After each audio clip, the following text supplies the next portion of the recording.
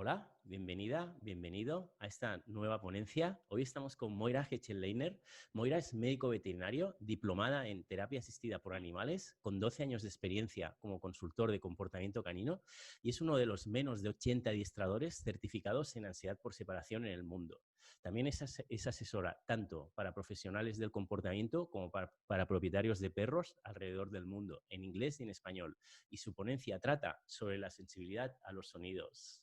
Hola Moira, ¿qué tal? Hola Manuel, ¿cómo Buenas, estás? ¿cómo estás? Muy Gracias por la bien. invitación. De nada, pues un placer tenerte aquí de nuevo, otra vez en este segundo congreso. El placer Pues, es mío. qué bien. Bueno, pues nada, oye, te voy a dejar que compartas pantalla, que nos muestres tu presentación y luego ya cuando acabes dejas de compartir pantalla y seguro te tengo alguna preguntilla por ahí preparada, ¿vale? Me parece perfecto. Vamos, comenzamos entonces. A ver cómo se ve esto. Tú me cuentas si se ve bien. Se ve perfecto, Moira. Perfecto. Bueno, esta vez nos trae acá otro tema para no hacerlo aburrido y hablar siempre de lo mismo. Y si mal no recuerdo, la vez pasada, si bien conversamos sobre ansiedad por separación, sí discutimos algunos pequeños preguntas sobre la sensibilidad a los sonidos. Y creo que es un tema sumamente importante y sumamente común, por lo tanto, creo que es una excelente oportunidad para hoy centrarnos en ese aspecto en particular. Así que la gran pregunta ¿es tu perro sensible a los sonidos? Y, ups, vamos a ver. La primera pregunta que debemos hacernos es, ¿qué es la sensibilidad a los sonidos? ¿No es cierto? Y la manera en que me gusta pensar en esto es en que sensibilidad a los sonidos es un concepto. Significa que existe una sensibilidad, una recepción a los sonidos de una cierta manera. Y esa sensibilidad puede ser aumentada, puede estar aumentada o puede estar disminuida. Es decir, puede haber una hipersensibilidad o puede haber una hiposensibilidad. Por lo tanto, el término sensibilidad en sí no nos dice mucho. Y esto, para darles un ejemplo más práctico y una analogía de algo que recuerdo que me pasaba muchos años atrás cuando trabajaba en clínica veterinaria, es que muchas personas solían llegar a la clínica, visitar la clínica y decir que sus perros tenían temperatura. Y obviamente lo que estaban tratando de decir es que su perro tenía fiebre, o que creían que su perro tenía fiebre, pero decir la palabra temperatura no nos dice nada. Si lo pensamos, temperatura es simplemente la posibilidad de tener una temperatura alta o baja, ¿no es cierto? Y en este caso, sensibilidad es exactamente lo mismo. Ahora, nosotros lo conocemos o lo hablamos en un contexto en que asumimos que cuando decimos que un perro es sensible a los sonidos es porque tiene alta sensibilidad a los sonidos. Pero para mí el concepto apropiado sería decir hipersensibilidad o hiposensibilidad para ser más claros al respecto. Hoy vamos a hablar sobre hipersensibilidad. Y existen diferentes opciones o distintas razones por las cuales un perro podría tener hipersensibilidad a los sonidos. Podría haber una razón médica de por medio en la cual podemos incluso dividirlo en dos. Puede haber un problema médico que afecta directamente el funcionar del oído o el cerebro, y que producto de eso el perro presenta más sensibilidad a los sonidos en general, porque hay una alteración en cómo se perciben estos sonidos, o puede haber algún otro problema médico, tal como por ejemplo alguna otra patología o anomalía que esté ocurriendo que genera que el perro se sienta incómodo y que a su vez o se haga más sensible a los sonidos directamente o simplemente más irritable y que los sonidos lo afecten de una mayor manera. Y por otro lado, existe hipersensibilidad simplemente producto de un tema comportamental. Entonces, es importante que podamos determinar cuál es la razón para poder tratarlo de la manera apropiada. Hoy nos vamos a centrar, por supuesto, que principalmente en la hipersensibilidad que tiene una causa comportamental, cuando ya hemos descartado el resto de las cosas. Pero sí, si bien les digo eso ahora, vamos a conversar un poquito más adelante sobre la importancia de descartar estos otros aspectos antes de decidirnos de que esto es finalmente comportamental y tratarlo de esa manera. Pero centrémonos primero en si es que este problema fuera comportamental. ¿Cuál es la causa? ¿Cuál es la causa de este problema? ¿Por qué un perro es sensible a los sonidos simplemente porque comportamentalmente es más sensible y no hay nada médico de por medio, físico de por medio? La verdad es que la causa es actualmente desconocida, pero se cree que existe una predisposición genética y que esa predisposición genética asociada a factores ambientales favorables podría gatillar o hacer que apareciera este problema, que el perro comenzara a presentar signos de angustia, ansiedad o estrés cuando se ve enfrentado a algún sonido en particular a una cierta intensidad determinada. ¿Y cuál es la conexión con ansiedad por separación y con todas las otras cosas que yo hago? ¿Por qué le estoy hablando hoy de sensibilidad a los sonidos? La conexión es que hemos visto que la sensibilidad a los sonidos tiene una alta correlación con ansiedad generalizada. En diversos estudios se ha encontrado que gran parte de los perros, un gran número de perros, presentaron sensibilidad a los sonidos y también ansiedad generalizada. Y si eso no bastara, por si eso no bastara, además también una alta correlación con ansiedad por separación. Y eso nos hace aún más pensar que existe definitivamente una predisposición genética.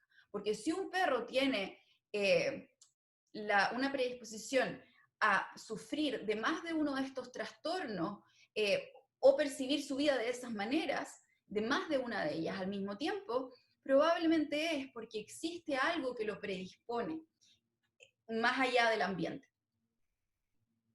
Y sí hemos visto además, y esto es más bien anecdótico, pero que existe una posible asociación con sensibilidad a los sonidos y perros que son más sensibles mentalmente.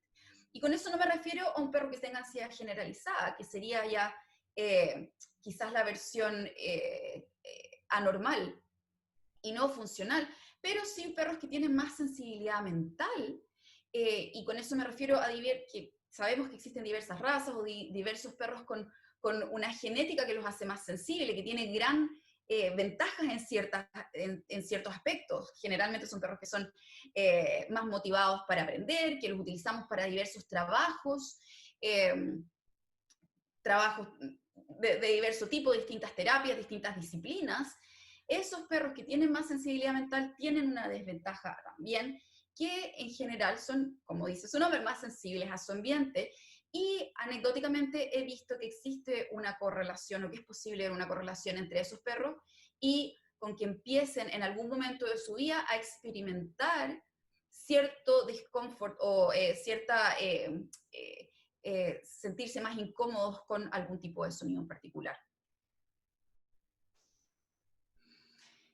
¿Y cuál es tu influencia con la ansiedad por separación? ¿Y por qué les hablo de esto? Bueno, porque yo me especializo en ansiedad por separación, ¿no es cierto? Pero también porque es importante para nuestro diagnóstico determinar cuál es la influencia y cuál es la conexión con la ansiedad por separación, porque a veces se ven bastante similares.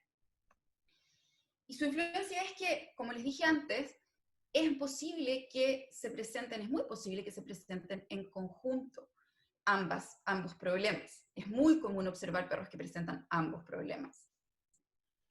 Pero también puede gatillar la ansiedad por separación. Es decir, puede existir un perro que solamente presenta sensibilidad a los sonidos y que al verse enfrentado, ya sea expuesto, ya sea a un sonido cuando estaba solo, por ejemplo, o incluso cuando estaba con gente, pero que resultó ser muy traumática esa experiencia, puede ser que producto de esa experiencia traumática se gatille la aparición de ansiedad por separación.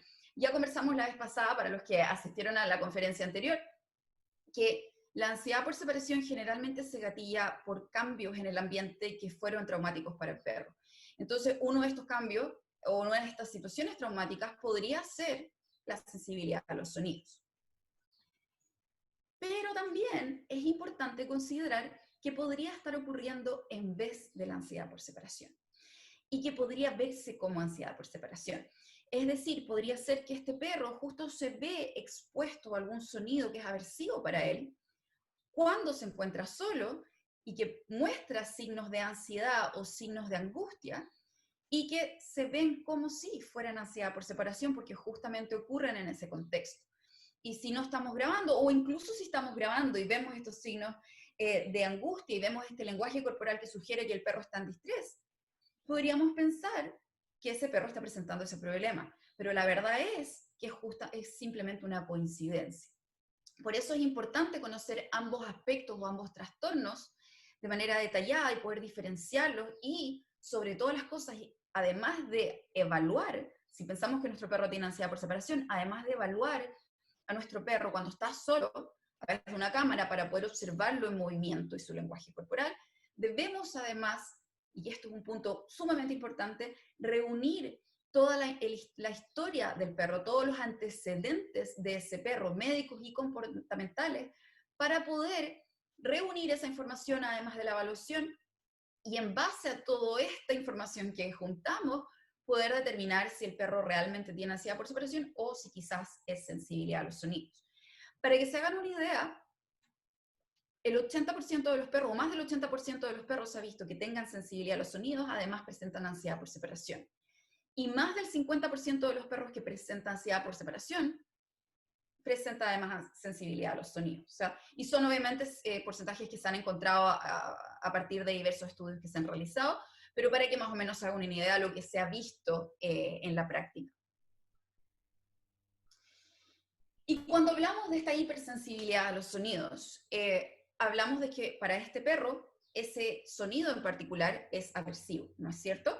Es algo que no puede controlar cuando este sonido supera una cierta intensidad, es algo que no le permite controlarse, que le genera angustia y que genera pánico. Algo importante de considerar es que cuando hablamos de una hipersensibilidad a los sonidos, que es producto de un comportamiento, es decir, no es médica en el sentido que no es algo físico que esté ocurriendo, y esa hipersensibilidad supera lo racional, lo llamamos fobia. Y fobia viene de la palabra griega fobo, que significa pánico. Y es básicamente presentar pánico frente a algo que no necesariamente es racional, no es funcional porque no es algo de lo que estemos en riesgo o que estemos en peligro. Y eso es lo que estamos hablando ahora. Pueden haber distintos niveles de hipersensibilidad y que no lleguen a una fobia, y que el perro logre, quizás es algo que le disgusta, que le incomoda, pero logra enfrentarlo y lidiar con ello, o puede llegar al punto en que es una fobia donde el perro no es capaz de controlarlo y el sonido es totalmente aversivo para él.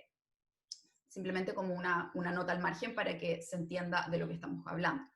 Pero esta sensibilidad a los sonidos puede ser en respuesta a muchos sonidos distintos, una gran variedad de sonidos. Los más comunes de escuchar o observar son los fuegos artificiales y las tormentas. Obviamente esto va a depender de los lugares, del lugar donde el perro viva, hay lugares donde nunca hay tormentas. Personalmente, y ya verán fotos de mi propio perro, mi perrita, desde que nos mudamos a vivir a donde vivimos ahora, acá hay muchas tormentas eléctricas durante la primavera y durante el otoño, y ella nunca lo había experimentado antes, donde vivíamos antes no existía una gran cantidad de tormentas, y sí se gatilló en algún momento, de hecho, este verano se gatilló su miedo o su sensibilidad a las tormentas eléctricas. Y ya vamos a hablar más de eso en este momento, pero para que se hagan una idea, que nuevamente nota al margen, esta sensibilidad puede aparecer en cualquier momento de la vida del perro, porque ya sabemos, puede existir una predisposición genética, pero el ambiente tiene que aparecer para ser favorable, las condiciones ambientales tienen que aparecer para ser favorables para que esto se produzca. Y estas son las más comunes, pero también un perro puede ser sensible a muchos sonidos distintos. Por ejemplo, construcciones que estén ocurriendo cerca del hogar, cosas que se caen. Lo escucho mucho en personas describiéndome, ahí está mi perrito, escucho mucho personas describiendo a sus perros reaccionando a cosas que se caen cuando están cocinando, a diversos sonidos que sean repentinos. Es algo muy, muy, muy común de observar. Sonidos también de, por ejemplo, no sé cómo ustedes le dicen en España, motocicleta, moto, le digo yo, pero me imagino que todos entiendan a lo que me refiero. Sonidos fuertes de moto, por ejemplo. Sonidos de lugares muy transitados, de tráfico, de bocinas, de sirenas, todo ese tipo de cosas podrían ser sonidos que comúnmente vemos podrían generar esta sensibilidad o incluso fobia por parte de un perro. Y los signos que ese perro puede presentar son muchos distintos, y no todos van a ocurrir en el mismo perro. Un perro puede reaccionar de distintas maneras, puede haber una combinación de signos, va a depender de cada perro en particular, de cada individuo. Como ven acá en estos ejemplos, puede ser desde vocalizaciones, jadeo, hipersalivación, saltar, rasguñar una puerta, esconderse. Y si ven el perro de la izquierda superior, ven que tiene las pupilas dilatadas, que su lenguaje corporal insinúa que tiene miedo de lo que está ocurriendo. Pero, independiente de lo exuberante que sean estos signos, porque obviamente es mucho más exuberante ver un perro aullar o saltar que un perro escondido, ¿no es cierto? Pero independiente de los signos que ese perro esté presentando o desplegando, la gran pregunta que debemos hacernos es ¿qué caso es más severo? Les dejo un segundo pensar, ¿cuál de esos casos es más severo? ¿El más exuberante? ¿El que llama más la atención? Bueno, la verdad es que los signos observables, lo que nosotros estamos viendo, son simplemente una expresión del miedo y de la ansiedad subyacentes. Por lo tanto, nosotros no podemos ponerle un nivel de miedo simplemente producto de los signos que estamos observando. Porque cada persona y cada perro y cada ser va a expresar su miedo de una manera distinta, lo que no significa que uno tiene más miedo que el otro. Es como si en este minuto tú, Manuel, y yo estuviéramos reaccionando de una manera distinta a algo que empieza a ocurrir en nuestro ambiente. Cae un meteorito que afecta a España y acá al mismo tiempo, y empezamos a sentir las repercusiones de eso, y quizás yo salgo corriendo, y quizás tú empiezas a gritar, por ejemplo, en el lugar. Y no significa que tú y yo estemos teniendo más miedo o menos miedo, simplemente son distintas maneras de reaccionar para cada uno. Y eso es importante considerarlo, porque eso quiere decir que independiente del signo que veamos, si observamos un signo que sugiere angustia, es una emergencia para nosotros implementar un plan de trabajo para poder ayudar a ese perro a sentirse mejor y a superar o a lidiar mejor con este problema. Conversamos, ¿no es cierto?, que existe una gran variedad de signos, que existe una gran variedad de sonidos a los cuales un perro puede reaccionar, pero ¿qué tienen en común todos los perros que presentan fobia a los sonidos? Porque hay algo que deberían tener en común, ¿no es cierto? Y básicamente lo que tienen en común es que cuando se enfrenten a un sonido que les disgusta o al cual tienen una fobia, lo primero que van a hacer cuando esa intensidad no sea tan alta es tratar de lidiar con él. Y la manera en que van a intentar lidiar con él quizás va a ser más sutil que los signos o los síntomas evidentes de ansiedad y de miedo. Y esos signos, aquí hay ejemplos de esos signos, muchos de esos les llamamos señales de desplazamiento, ¿no es cierto?, que son simplemente mecanismos para tratar de lidiar con la situación y canalizar la energía extra que en ese minuto tienen adentro y que los está haciendo sentirse como se están sintiendo, que esos incluyen bostezar, lamerse los labios, sacudirse. Si los usaran efectivamente, diríamos que ese perro puede lidiar con ese nivel de intensidad, ¿no es cierto? Pero también pueden ser un precursor de signos más evidentes, es decir, estoy tratando de lidiar con esta situación, pero va a llegar un punto en el cual ya no voy a ser capaz de hacerlo, porque la intensidad es demasiado grande y esta situación ya es aversiva para mí. Entonces, estos signos tenemos que ponerlos en contexto y determinar si nos muestran que son un precursor de lo que viene o si el perro está efectivamente lidiando con la situación. Pero vamos a ver que probablemente este perro enfrentado a esta situación va a mostrar signos más sutiles. Y ven, por ejemplo, la foto del medio, que es de hecho mi perrita que está aquí, está mirando con una cara que quizás nos cuesta escribir en palabras, pero que si lo observamos sabemos que es una cara de preocupación, ¿no es cierto? Nos dice, tiene cara de preocupada. ¿Por qué? Quizás no podemos ponerlo en palabras, quizás no podemos describirlo, quizás es la tensión del músculo cutáneo, quizás es la forma en que sus orejas están erecta.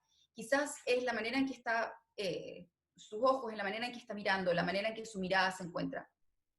Pero básicamente son signos sutiles, como se los decía previamente. La forma de la posición de las orejas, como ven en la foto de la derecha abajo, orejas hacia atrás, nos está indicando que algo no está normal, que algo está pasando, que algo está ocurriendo ahí con lo cual están tratando de lidiar. Pero va a llegar un punto donde esa intensidad del sonido va a seguir subiendo, va a seguir aumentando, y va a llegar un punto en el cual se volverá aversiva para ese perro en particular. Y ya no va a poder lidiar con ella, como lo estaba haciendo con estos signos más sutiles. Y esa foto en particular, de hecho, es de mi perra. Y en esa foto estábamos expuestos a una tormenta eléctrica, y cuando eso ocurre, ella necesita estar cerca mío. Esa es su manera de lidiar con la situación si es que no ha superado su umbral. Esa posición, como lo ven, es un signo más sutil, todavía no ha comenzado a presentar signos más evidentes. Sin embargo, sabemos y nos damos cuenta que no está pasando un buen rato, ¿no es cierto? Vemos que quizás nos es difícil nuevamente describir por qué sabemos que no lo está pasando bien, pero si vamos desglosando, podemos ver que su cuerpo no está relajado, está más bien contraído, ¿no es cierto? Vemos que el músculo cutáneo, el músculo que se encuentra bajo la piel, se encuentra contraído, no está relajado, su cabeza está baja, sus orejas están tensas, y en este caso está en el baño junto a mí que me estoy escuchando. ¿Por qué? Porque no puede estar sin mí en ese momento, es su manera de lidiar con la situación. Pero en fin, una vez que este sonido aumenta la intensidad a un nivel que se vuelve aversivo para este perro, ese punto exactamente le llamamos umbral. ¿Y qué es el umbral? Es el punto exacto en el cual el estímulo se vuelve aversivo, y a partir del cual el perro comienza a desplegar signos más evidentes de angustia o de estrés. Y luego de que ese punto se produzca, el perro no va a ser capaz de reponerse hasta que el sonido ya sea removido o disminuya su intensidad. Es decir, luego de que la olla a presión explota, ya no hay vuelta atrás, a no ser que apague el fuego de la cocina. No sé cómo le llaman ella, pero probablemente entiendan el ejemplo que trato de ejemplificar. La exposición a largo plazo a este tipo de sonidos a un punto que sean aversivos para ese perro, y ese punto, importante considerar, ese umbral va a ser distinto para cada perro, así como el sonido el cual es aversivo para él puede ser distinto para uno que para otro, ese umbral va a ser distinto también. Pero si el perro es expuesto a superar su umbral de manera regular, lo que va a ocurrir es que, por un lado, el perro va a presentar obviamente signos cuando se exponga al evento, ¿no es cierto? Cada vez que este evento ocurre y que es a una intensidad que es aversiva, el perro va a reaccionar. Pero además, también va a reaccionar cuando sea expuesto a los precursores del sonido. Es decir, a cosas que indican que esto va a ocurrir. Vuelvo al ejemplo de mi perro. Ella comenzó a presentar signos de angustia o de sentirse incómoda en una oportunidad que se produjo una tormenta eléctrica que fue muy fuerte, que el retumbar de los truenos remecieron la casa. Y luego, desde ese punto, empezó a aumentar también sus niveles de ansiedad y de angustia cada vez que la casa hacía algún sonido. Yo vivo en una casa muy antigua, del 1900, donde las ventanas crujen, las ventanas se mueven con el viento. Y cada vez que ella empezó a escuchar estos sonidos de las ventanas crujir, ahora empezó a presentar los mismos signos que presentaba cuando se veía enfrentada a la tormenta. Y eso es porque existe un recuerdo y una anticipación de que todas estas cosas ocurren antes del sonido que no puedo soportar. Y además, lo que va a ocurrir a largo plazo es que esto va a escalar en el tiempo. ¿Por qué?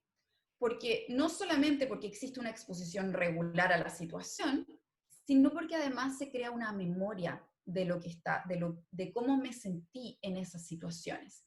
Y ahora la reacción no solamente se produce porque me veo enfrentado a algo que me da miedo, sino que porque además recuerdo el gran miedo que me dio previamente cuando estuve expuesto a eso. Y eso se suma. Entonces ahora tengo el miedo porque ya sé lo malo que es esta situación, es como ir al dentista, ¿cierto?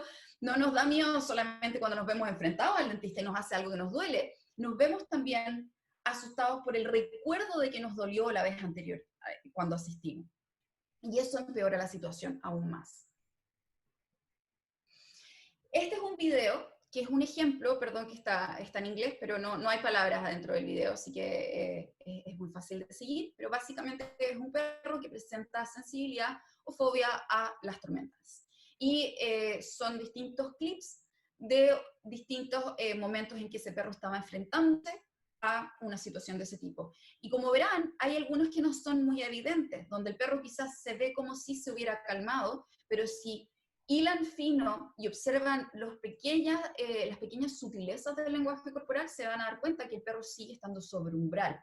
Y ahí es donde es importante nuevamente considerar que la intensidad o la exuberancia de los signos no nos indica que ese perro esté pasando lo mejor o peor necesariamente. Vamos a ver el video y luego vamos a conversar más sobre él.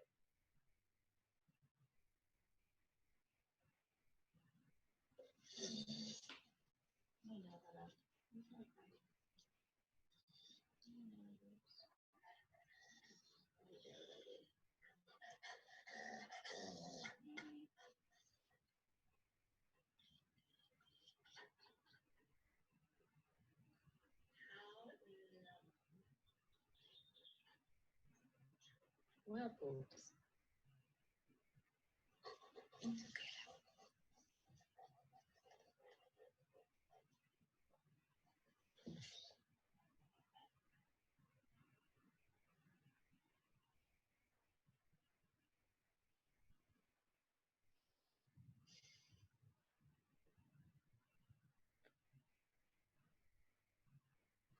Si se fijan en la parte final, él ya había dejado de jadear, había dejado de gemir, se fue a acostar cerca de su dueña, pero seguía tiritando.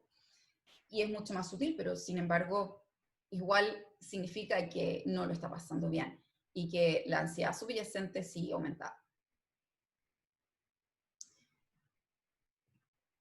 ¿Qué debemos hacer? Es importante, como lo conversamos en un inicio, que descartemos otros problemas, ¿no es cierto? Que una vez que nos vemos enfrentados a esta situación y creemos que nuestro perro puede estar presentando sensibilidad a los sonidos, primero estemos seguros de que es lo correcto, que ese es el camino que debemos seguir para poder ayudar. ¿Y cómo lo hacemos? En primer lugar, debemos tener en cuenta que debe existir una consistencia entre los signos y la exposición al sonido. Es decir, cada vez que mi perro se encuentra expuesto a este sonido, reacciona. Obviamente eso puede variar en términos de cuánto reacciona según la intensidad del sonido, es decir, si quizás el sonido es más suave en algunas instancias, quizás mi perro reacciona menos, quizás si está conmigo reacciona menos que si está solo, quizás si está, en el caso de mi perrita, por ejemplo, si es que está afuera, si es que estamos paseando y hay una tormenta eléctrica, está ok. Pero si es que estamos adentro de la casa, por todo el crujir de la casa, se asusta mucho más, que puede ser quizás que eso es lo que le da miedo finalmente y no el retumbar del trueno inicialmente, no lo sabemos. Pero sí buscamos que en el gran, no sé cómo se dice eso en español, pero que en grandes proporciones sí existe una consistencia entre los signos y la exposición a estos sonidos. Y que la expresión de signos de ansiedad y de miedo ocurran tanto con supervisión como sin supervisión. Y como les dije anteriormente, puede ser que haya una diferencia en la intensidad de estos signos, según si el perro está con alguien y se siente un poco más acompañado y un poco más apoyado, que si está solo. Puede ser que los signos ahí aumenten y sean más evidentes o más intensos. Pero lo ideal es, y lo más común, es observar que los signos ocurran en ambos contextos. Obviamente existen excepciones para todas estas reglas que les estoy comentando, pero esto es lo más común de observar. Y finalmente es importante que descartemos, les comenté antes, no sé si recuerdan, pero al principio de esta charla les comenté que existían razones médicas y que íbamos a conversar más adelante sobre eso, es importante descartarla. Es importante que descartemos que no hay nada más que esté ocurriendo que podría estar generando este problema o estos signos y que no es sensibilidad a los sonidos. ¿Por qué? Porque podemos tratar a un perro con lo que vamos a conversar a continuación por años, pero si el perro está presentando sensibilidad a los sonidos porque tiene un problema médico, no va a haber ninguna solución. Entonces, y muchas veces solucionando ese problema médico solucionamos el problema. Y ni siquiera tenemos que entrar en hacer todo un trabajo comportamental. Entonces, eso es muy importante. Y siempre que, para que lo tengan en cuenta, que algo comience de un día a otro, que sea muy rápido, siempre se levanta una bandera roja que nos dice, hey, puede ser que esto sea médico, porque empezó de un momento a otro. Y tenemos que considerar eso primero, tenemos que llevar a nuestro perro al veterinario, tenemos que hacer un examen exhaustivo para poder determinar si existe algo más. Muchas veces el dolor, y el dolor es inespecífico, puede ser por cualquier razón física, pero muchas veces el dolor genera signos que nosotros asumimos que son comportamentales. ¿Por qué? Porque genera irritabilidad. Por lo tanto, no olviden esa parte de la ecuación, es sumamente importante saber qué es lo que con lo que estamos lidiando para poder tratarlo de manera apropiada y ayudar a nuestro perro a sentirse mejor. Sí, luego de descartar todos estos puntos y de haber reunido la información necesaria, como les comenté previamente, todo el historial de nuestro perro médico comportamental, determinamos que efectivamente el problema es una fobia o una hipersensibilidad a los sonidos producto de un tema comportamental. ¿Cómo lo ayudamos? ¿Qué hacer? Básicamente nos enfocamos en dos grandes aspectos. El primer aspecto es el manejo y el segundo aspecto es la terapia. Y vamos a conversar de cada uno de ellos en un momento. El manejo, disculpen, el manejo es básicamente manejar el ambiente para proteger al perro cuando la intensidad de este sonido sea mayor que la que puede tolerar. ¿Okay? Hay momentos en los cuales trabajar no va a ser de ninguna utilidad, porque el perro está sobre umbral. Y algo importante a considerar es que cuando un perro supera su umbral, su capacidad de aprendizaje disminuye de una manera muy, muy, muy, muy alta. Cuando el perro está en su umbral, las capacidades de aprendizaje también disminuyen, un poco menos que cuando está sobre umbral, pero también disminuyen. Por lo tanto, el momento o el estado ideal para trabajar algo y enseñarle al perro a sentirse mejor o asociar la situación con algo positivo es cuando el perro está bajo el umbral. Esa es la manera en la cual esta terapia de modificación de conductas va a ser más efectiva. Es por eso que si nosotros sabemos que por alguna circunstancia, por algún motivo, vamos a tener que superar ese umbral, hay una tormenta, hay fuegos artificiales, no podemos hacer nada al respecto, vamos a tener que recurrir al manejo. Y en ese contexto no vamos a estar trabajando, simplemente vamos a proteger a nuestro perro para que esta situación no afecte nuestra terapia que realizamos en otros momentos del día cuando sí podemos controlar la situación.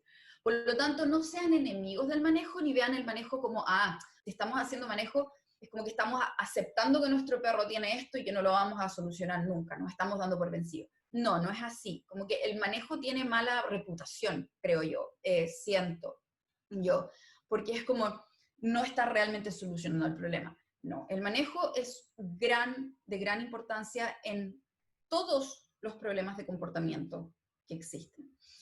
Sobre todo en este tipo de trastornos como la ansiedad por separación o como la sensibilidad a los sonidos. Mientras el perro más se exponga a superar su umbral o al estímulo aversivo, menos posibilidades de éxito van a existir en la terapia de comportamiento. Entonces, manejo. Cuando no podamos mantener la situación de una manera controlada y segura para el perro. ¿Y cómo lo hacemos? ¿Cómo hacemos este manejo? Básicamente, si nos vemos enfrentados al sonido a una intensidad que nuestro perro no puede soportar, vamos a tratar de bloquearlo a toda costa. ¿Y qué significa eso? Que vamos a, por ejemplo, encerrarnos en una pieza con nuestro perro, donde vamos a cerrar las cortinas, cerrar las persianas, vamos a encender la televisión, encender la radio, utilizar sonido blanco o el sonido blanco, para los que no saben lo que es básicamente un sonido que bloquea otros sonidos y que suena como el aire acondicionado o como los ventiladores. Y hay distintas gamas de sonidos, una frecuencia de sonido que ayuda a bloquear otros sonidos. Hay sonido rosado, sonido café, y son todos distintas, con diferencias sutiles en sus frecuencias, pero buscan todas lo mismo, bloquear el sonido. Y son de suma utilidad, las pueden encontrar en videos de YouTube, o los pueden incluso comprar máquinas de sonido blanco que se enchufan y se ponen en el lugar desde donde proviene el sonido. Pero pueden usar ambas, y los videos de YouTube los pueden incluso conectar a algún parlante para hacerlo más fuerte si es que es necesario.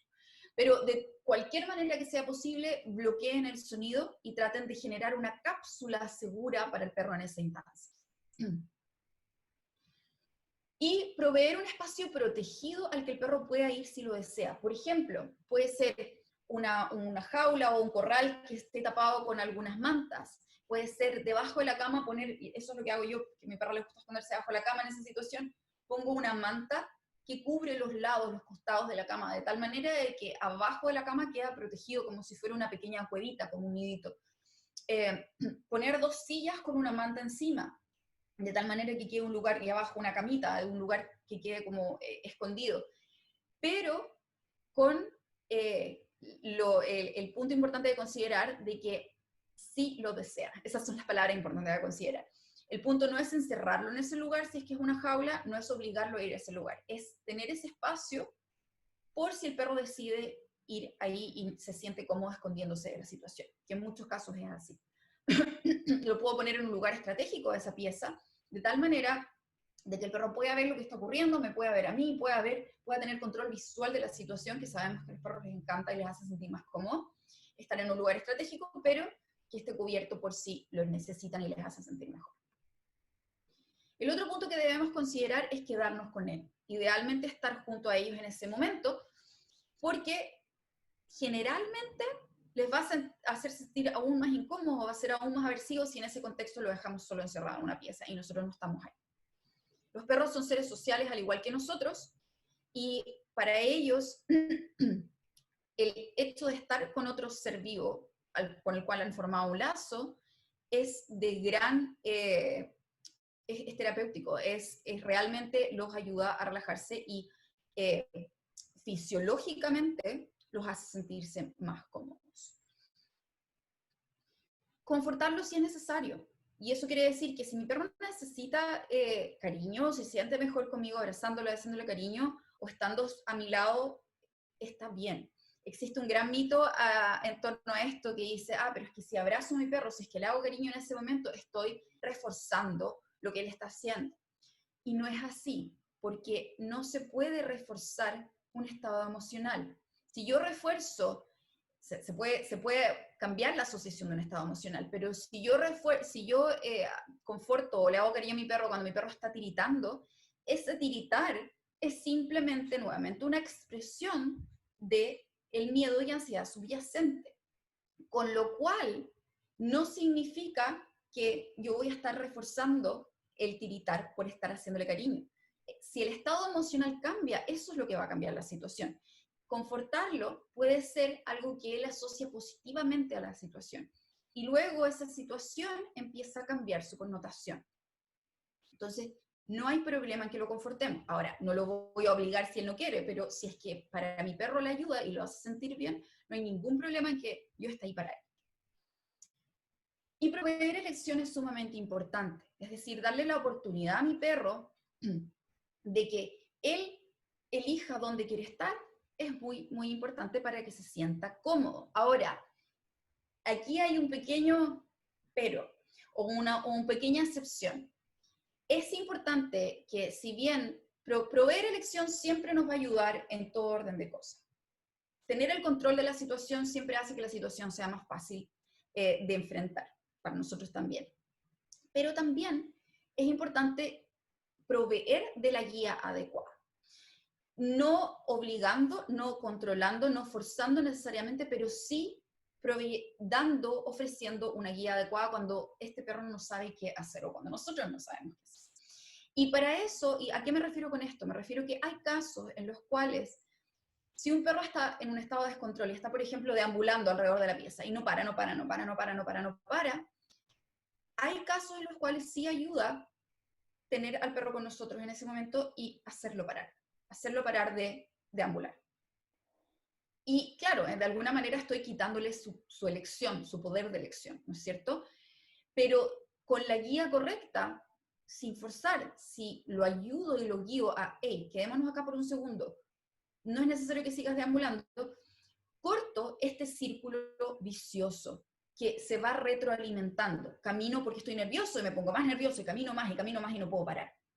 Por lo tanto, si en ese contexto soy lo suficientemente sabio y observador como para detener ese círculo vicioso, ese estado, puedo ayudar que el perro se resetee o vuelva a su centro y diga, ok, no es necesario, y empiece a relajarse. La otra manera en que lo he utilizado es utilizando una correa, como un cordón umbilical. Es decir, ok, ya vamos a parar, no vamos a seguir haciendo esto, me pongo la correa, el perro está conmigo en la cama, por ejemplo, y nos vamos a quedar juntos por unos minutos. Y muchas veces eso ayuda a detener este círculo que no estaba parando previamente. Pero, nuevamente, estos ejemplos que les estoy dando son ejemplos que deben utilizarse o ponerse en práctica con precaución y con el conocimiento de que debemos, en la mayor medida que sea posible, proveer de esta elección y guiar de manera sabia. Y finalmente, para terminar con el manejo, debemos, o esto es una excelente idea, proveer un test de comida. ¿Y qué es el test de comida? Es básicamente comida con, idealmente tiene que ser la comida que sea el top one o el top two para ese perro. Es decir, lo que más le guste en el mundo. Si proveemos de esa comida muchas veces en ese contexto, porque el perro está sobre umbral, no la va a recibir. Como estamos en estado de manejo, no estamos en estado de trabajo o terapia, no pasa nada si no la recibe, estamos protegiéndolo, ¿no es cierto?, en esta capsulita. Pero si ponemos una gran cantidad de esa comida en un plato, en el suelo, y la dejamos ahí, va a llegar un momento en que probablemente el perro se va a sentir un poco mejor y va a ir a comérsela. En ese punto nos da una gran cantidad de información, porque nos damos cuenta, ok, sabes que probablemente se está empezando a sentir un poco mejor, porque ahora es capaz de estar pendiente de la comida e ir y comérsela. Y en ese punto podemos comenzar a cambiar a terapia, es decir, podemos comenzar a darle premios. Y eso gradualmente nos va a ir ayudando porque empezamos a asociar la situación con algo positivo.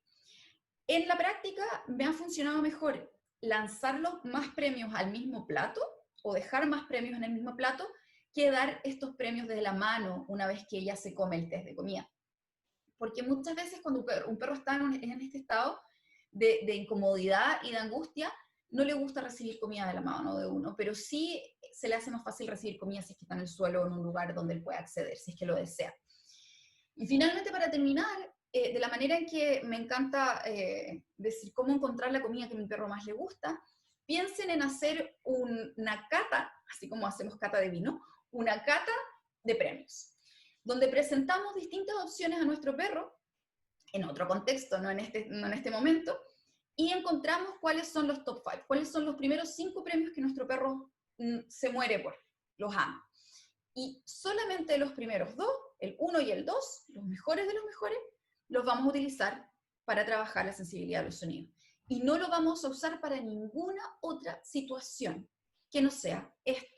De manera que ese premio vaya aumentando su valor porque solamente aparece en estas situaciones y por lo tanto genera una asociación mucho más positiva con el trabajo que se está haciendo con ese perro, tanto en el manejo como en el tratamiento comportamental. Y nos vamos a la segunda parte de esta historia, que es la parte final, que es la terapia de modificación de conducta. La terapia de modificación de conducta la vamos a implementar tanto en sesiones prediseñadas, donde nosotros vamos a hacer que este sonido aparezca de manera controlada, o también vamos a practicar en situaciones reales, donde el sonido realmente existe, pero solamente cuando nosotros podemos controlar la intensidad del sonido. Es decir, nos podemos alejar o podemos cerrar las ventanas y sabemos que el sonido no va a salir de control o no va a aumentar su intensidad a un punto que el perro no lo puede soportar. Y, perdón que el video me tapa el segundo párrafo ahí, ¿sí? Y la idea es que esta terapia, tanto en las sesiones prediseñadas como en las situaciones reales bajo control, se realice manteniendo la intensidad lo suficientemente baja para que el perro sea capaz de escucharla. De alguna manera, sepamos que sí la escucha, que sí sabe lo que está ocurriendo, pero que la puede tolerar. Ups, ahí sí.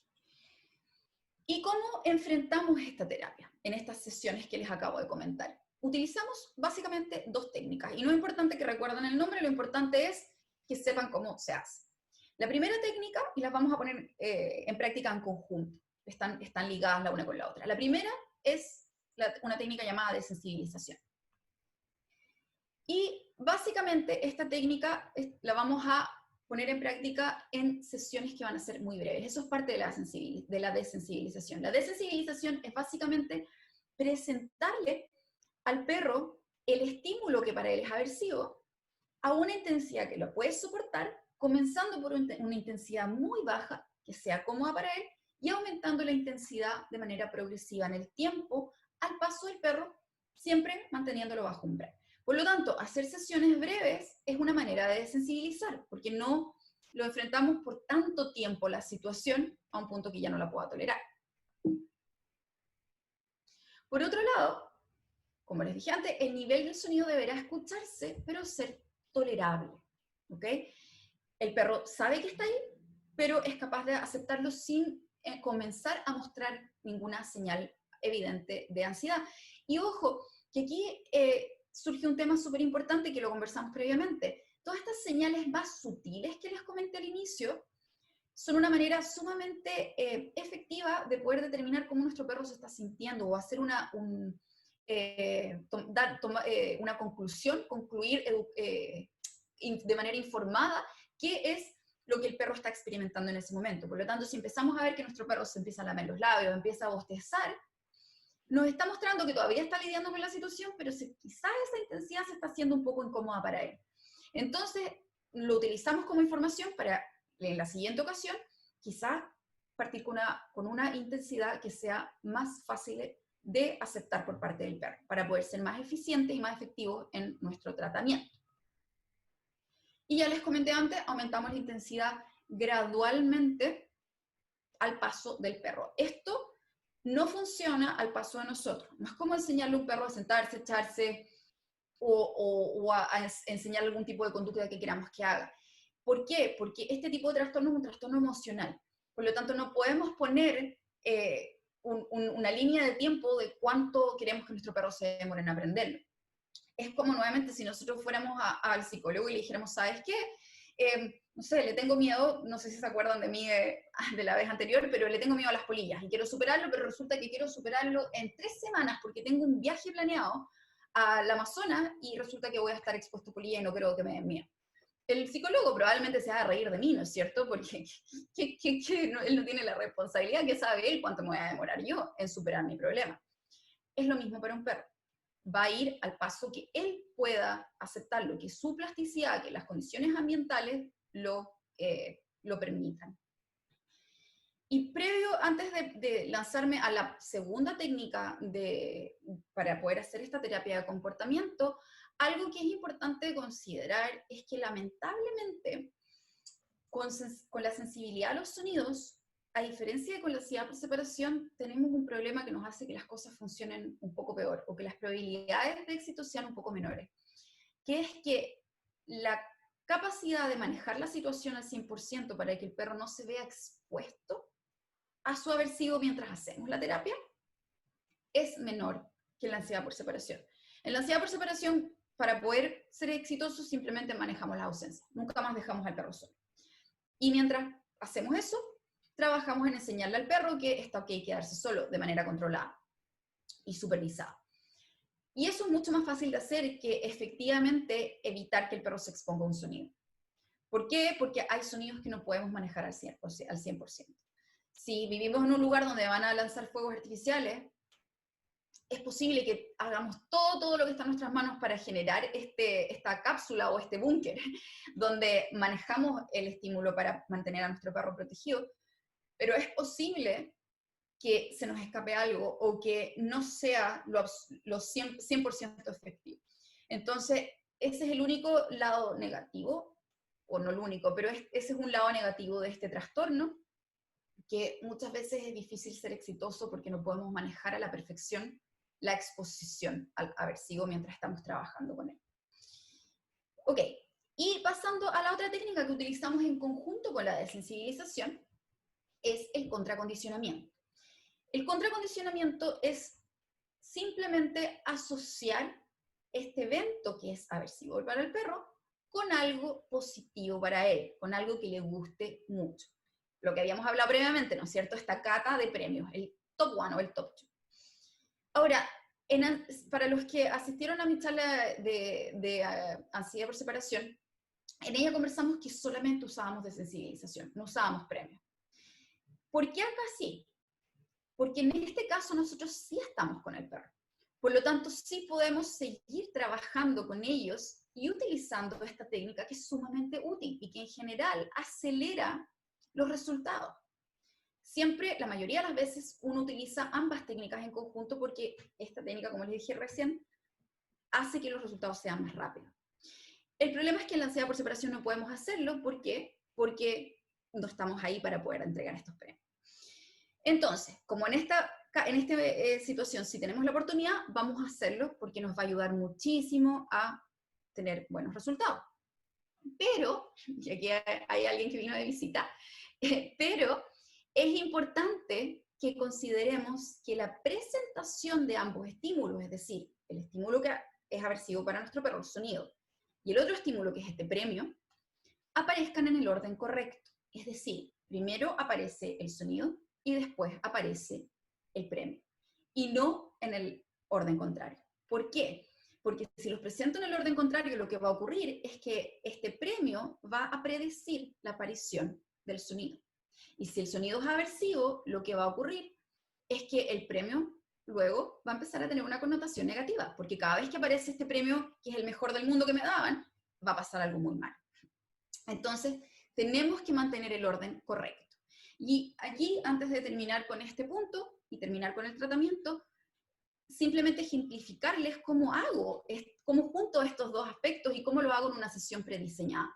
Básicamente, una sesión prediseñada puede ser buscar el sonido y poder reproducirlo en algún dispositivo. Entonces, por ejemplo, busco el video de, no sé, fuegos artificiales en YouTube, y ese sonido en la sesión prediseñada lo voy a reproducir mientras le entrego premios a mi perro. Ahora, hay algunos detalles ahí que debo considerar. Por un lado, puedo iniciar la reproducción del sonido, mantenerla, y mientras este sonido está siendo reproducido, voy entregando los premios. Y luego el sonido termina y los premios terminan. O puedo reproducir, detener, dar un premio. Reproducir, detener, dar un premio. Y así sucesivamente durante el tiempo que dure la sesión. Y por otro lado, ¿por qué no recomiendo estos CD? Que mucha gente ya no tiene tampoco reproductor de CDs, pero para los que lo tengan, ¿por qué no recomiendo en gran medida, aunque son muy útiles y podemos encontrar muchos sonidos, hay CDs que son hechos para perros con distintos sonidos que les asustan? ¿Qué pasa? Que esos CDs solamente tienen un número limitado de frecuencias de ese sonido. Entonces el perro va a aprender a no ser sensible a esa tormenta, a ese fuego artificial, pero no a una gran frecuencia o una gran variedad de sonidos que podrían surgir a partir de ese fuego artificial o de esa tormenta. Hay distintos tipos de tormenta, hay distintas frecuencias, distintos tipos de sonido. Por eso, buscar videos en YouTube es mucho más fácil. ¿Por qué? Porque me da una variedad de frecuencias y sonidos para poder ir incorporándolas todas. Y otro punto importante a considerar es que si es que mi perro reacciona al sonido, incluso cuando el volumen está lo más bajo posible, por ejemplo, lo estoy reproduciendo en mi computador, y está el sonido lo más bajo posible, incluso si mi perro muestra señales de angustia o de estar incómodo, puedo conectar los audífonos al computador y reproducir el sonido y dejar los audífonos arriba de la mesa, y el sonido va a salir por el audífono. Se va a escuchar bajito, como cuando no nos ponemos los audífonos y escuchamos el sonido desde ahí. lo vamos a escuchar muy, muy bajito, pero puede ser que esa sea la intensidad inicial que nuestro perro necesita para comenzar a premiar. Y luego vamos subiendo el volumen, se escucha más fuerte a través de los audífonos y finalmente podemos sacar los audífonos y que el sonido se escuche a través del computador. Y podemos llegar a un punto donde quizás lo vamos a empezar a reproducir con un parlante y cada vez más fuerte. Y a su vez, una vez que ya ese sonido sea aceptado a ese nivel súper intenso, vamos quizás a poder empezar a hacer esta terapia en una situación real donde el sonido efectivamente aparezca desde el ambiente y poco a poco ir aumentando la intensidad de exposición. Y último punto importante de considerar es que hay perros que no reaccionan a los sonidos digitales. ¿Y qué hacemos con ello? Hay perros que no reaccionan si es que un fuego artificial o una tormenta o algún ruido viene de una película o de la televisión o del computador. La mayoría sí reacciona, pero para los que no, es un poco más difícil, obviamente, porque vamos a tener que replicar las situaciones reales. Y obviamente a veces eso es difícil porque no podemos tener control sobre la intensidad de manera absoluta, pero esa va a ser la manera de actuar y va a ser el plan de acción y vamos a tener que buscar la manera de encontrar esos sonidos en situaciones reales lo más posible. Si es un sonido, por ejemplo, recuerdo una perrita que el problema que tenía es que le daba susto el sonido de una pelota de tenis chocar con la pared. Y cerca de la casa de ella había una cancha de tenis en una universidad o en un colegio. Por lo tanto, de la manera en que este sonido era practicado durante sesiones de trabajo, era que se acercaban a donde estaba este colegio a una distancia que era suficiente para que el perro notara la situación, pero no reaccionara. Y a esa distancia trabajaban y después se alejaban. Y poco a poco iban disminuyendo la distancia hasta poder llegar y cruzar el colegio sin problema. ¿Qué pasa si estoy haciendo una sesión de trabajo y, de repente el sonido se sale de control? Y quizás es más fuerte de lo que puede mi perro soportar y no tengo control sobre la situación. En ese caso, si el adiestramiento falla, rápidamente cambio a manejo. Cambio mi switch y implemento el manejo rápidamente para que mi perro esté protegido lo más posible y no tenga que lidiar o exponerse a superar su umbral y a encontrarse frente a un estímulo que es aversivo para él. Antes de terminar, es importante considerar que todo lo que hemos conversado anteriormente muchas veces no va a ser suficiente y que vamos a deber considerar el uso de medicación. ¿Por qué? Ya lo conversamos previamente. Este tipo de trastornos es probable que tengan una raíz genética y es probable que exista un desbalance químico que debemos corregir. El perro no se está sintiendo bien, no es fácil para él lidiar con la situación. Y en muchos casos el proveer una medicación que le ayuda a, por un lado, lidiar con la situación mejor, por otro lado, aumentar su umbral, es decir, que el punto en que el estímulo se transforma en aversivo es más lejos que lo que era, y a disminuir la intensidad de sus signos cuando se ve enfrentado a la situación, nos va a ayudar a poder trabajar de una manera más efectiva con él. La medicación también tiene, la utilidad de la medicación me refiero, también es poder hacer que el perro esté más abierto a aprender. Y por lo tanto tenemos más probabilidades, si es que la utilizamos, de tener resultados más efectivos. Ahora, obviamente, cada caso es distinto y debe ser tratado y evaluado de manera individual. No todos los perros van a necesitar medicación, pero muchos van a ser candidatos para hacerlo y el tipo de medicación va a variar dependiendo del perro. No buscamos sedar necesariamente si estamos trabajando con él, quizás si lo tenemos que exponer a algo lo que no podemos evitar, sí estamos buscando sedar, pero por eso cada perro es distinto. Dependiendo de cuál es nuestro objetivo con la medicación, vamos a buscar una medicación distinta, dependiendo del estado físico del perro va a ser distinta, y así. Por lo tanto, es importante que siempre se guíen por lo que su médico veterinario les indica. La única medicación que yo no sugeriría nunca es la acepromacina.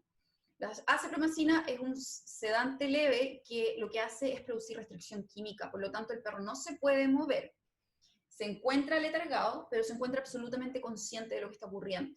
Por lo tanto, simplemente evita que el perro reaccione pero el perro sí está presentando o experimentando el aversivo y el miedo que estaba sintiendo aún cuando estaba sin medicación, lo cual genera grandes consecuencias, porque imagínense que ustedes están tratando de arrancarse de un asesino en serie y les inyectan algo con lo que no se pueden mover. El miedo que se genera es mucho peor, ¿no es cierto? Debemos además evitar trabajar en otros problemas de comportamiento mientras el perro esté expuesto al sonido. O sea, si estamos haciendo manejo y sabemos que nuestro perro va a estar expuesto a una intensidad que no puede soportar, tratar de decirle que se quede quieto o que vaya a este lugar, la verdad es que no tiene ningún sentido. El perro está tratando de sobrevivir, de correr por su vida, y pedirle que se concentre en algo que no es lo que es importante en ese momento no va a ser de utilidad. También enfocarnos en otros problemas va a ser muy difícil para nosotros de ser exitosos al hacerlo, de lograr resultados. Es por eso que lo ideal es enfocarnos en un problema a la vez, y también es importante que consideremos que, por ejemplo, si estamos lidiando con ansiedad por separación y sensibilidad a los sonidos, si estamos trabajando en sesiones de trabajo para que se quede nuestro perro solo, sesiones de terapia para la ansiedad por separación, y sabemos que va a haber una tormenta y nuestro perro es sensible a las tormentas, quizás nos vamos a saltar ese día y no vamos a hacer sesión para la ansiedad por separación ese día, aunque sea controlada, aunque esté todo ok, porque las posibilidades de que nuestro perro responda bien, si además está enfrentado a este otro problema al cual es sensible, son muy bajas. Entonces es mejor mantenerlo seguro y volver a retomar el trabajo con lo que estemos haciendo en cuanto a la ansiedad por separación cuando la exposición al sonido se haya eliminado. Y finalmente, ahora sí que es para terminar, siempre hacer seguimiento de la información. Es muy importante y es muy útil. ¿Y cómo podemos hacer seguimiento de la información? Este es un ejemplo de cómo podemos hacerlo. Es importante darle un puntaje al nivel del sonido, y con esto me refiero al seguimiento de cuando tenemos que ir a hacer manejo, cuando tenemos que implementar manejo, cuando la situación se sale de control y tenemos a nuestro perro en esta burbujita. También podrían, obviamente, hacer un seguimiento de la información de sus sesiones de trabajo. Sería una súper buena idea. No tengo ese ejemplo acá en este minuto, pero pueden tener una tabla e ir viendo cómo fue avanzando su perro, a qué intensidad, de manera que ustedes lleven control de la situación y sepan cómo ir avanzando. Pero en este particular ejemplo, tenemos una tabla para seguir los momentos en que pusimos a nuestro perro en manejo. Nivel del sonido al cual se fue expuesto. Nos va a ayudar a entender si es que nuestro perro reaccionó mejor o peor, ¿no es cierto? Y ahí abajo van a ver que hay una escala de referencia de sonido, del 1 al 5, partiendo de un sonido que quizás solo se puede oír si es que proviene de la misma habitación y nadie más está hablando, está todo en silencio, y llegando al 5, donde el sonido es muy intenso, se escucha con puertas cerradas, desde otro lugar con puertas cerradas, televisión encendida, radio encendida, incluso se escucha la vibración. O sea, y ahí ustedes hacen detallan qué es cada número, de manera que tengan una referencia. La fecha en cual se produjo el sonido, la hora del día podría afectar, quizás si es de noche nuestro perro se asusta más que es de día. Toda esta información nos va a permitir filtrar esos detalles y determinar cuáles son las situaciones en que para nuestro perro es más fácil enfrentar la situación y cuáles es más difícil. ¿Cuánto duró el sonido? Si duró más, quizás es mucho peor para nuestro perro. Pero si es leve y duró más, quizás nuestro perro lidió con eso mejor, y así sucesivamente. ¿Cuánto rato antes del sonido nuestro perro comenzó a presentar signos? Esto nos indica el tema que habíamos conversado previamente sobre los precursores. ¿Cuánto rato antes nuestro perro comenzó a anticipar que el sonido se iba a producir? Y esto tiene mucha implicancia con las tormentas, por ejemplo, porque los perros que tienen sensibilidad a las tormentas, bueno, todos los perros, en general perciben los cambios de presión en el ambiente y empiezan a reaccionar mucho antes que la tormenta se produzca. Tener una aplicación en el celular que nos permita ver el pronóstico del tiempo en detalle es una súper buena idea, porque nos permite implementar el manejo en el momento adecuado para prevenir que nuestro perro vaya a pasar su umbral. ¿Cuánto demoró en volver a la normalidad después de que el sonido se eliminó? Esto nos va a ayudar a ver cuál es el progreso del perro. ¿Cada vez es más fácil para él reponerse luego de que el sonido se presenta o cada vez es más difícil? ¿Cuánto demoró en volver a comer? Y ahí está el test de comida que habíamos conversado previamente. Si empieza a comer cada vez antes de tiempo, quiere decir que quizás se está sintiendo mejor antes y estamos viendo un progreso. ¿Hubo medicación implicada? ¿Utilizamos medicación ese día? ¿Qué medicación utilizamos? ¿Nos ayudó o no nos ayudó? Y un puntaje de respuesta del perro también es importante considerarlo. ¿Cómo reacciona nuestro perro a esta situación?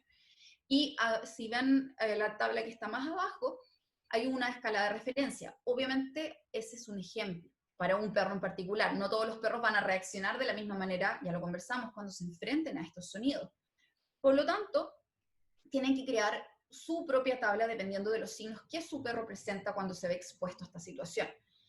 En este ejemplo en particular, muy bien sería que el perro se mantuvo echado, sentado, no jadeó, no deambuló, yendo hasta el muy mal, donde el perro deambuló, jadeó, vocalizó y además relajó sus esfínteres, por ejemplo, eliminó inapropiadamente. Para otro perro quizás puede ser algo distinto.